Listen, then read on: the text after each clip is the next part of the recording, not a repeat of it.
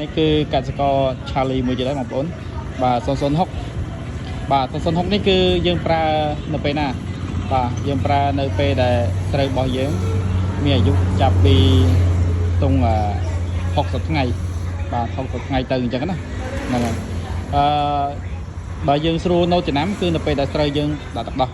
បាទស្រូវយើងដាក់ទឹកដោះមានថាស្រូវបែកស្រុកហាផ្កាហើយគឺចាប់បានអោនតិចៗគឺយើងប្រើជាមួយនឹង006នេះហើយអញ្ចឹងទូនាទីរបស់006នេះគឺជួយពង្រឹងប្រព័ន្ធការពារឲ្យកាន់តែរឹងមាំបាទធន់ជាមួយនឹងអាកាសធាតុបាទមួយទៀតហ្នឹងគឺវាជួយឲ្យស្រូវរបស់យើងដាក់គ្រាប់បាទដាក់គ្រាប់ណែនល្អហើយអត់មានអុចបាទហើយមានទម្ងន់បាទដំណាំដំឡូងក៏ដូចគ្នាណាដំណាំដំឡូងដូចគ្នាបាទគឺប្រើនៅដំឡូងយើងមានអាយុចាប់ពី80បាទ75ថ្ងៃទៅ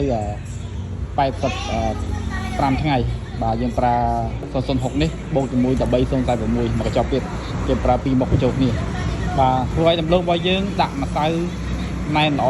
ហើយមានទម្ងន់បាទជាមួយនឹង006នេះបាទគឺល្អមែនតើហើយតម្លៃធូរថ្លៃមែនតើបាទតម្លៃធូរថ្លៃមហាធូរថ្លៃបងប្អូនចង់ដល់ពលមានបន្ថែមបងប្អូនចូលឆាតបាទចូលឆាតខ្ញុំនឹងបង្ហាញពីតម្លៃជាលក្ខជាបងប្អូន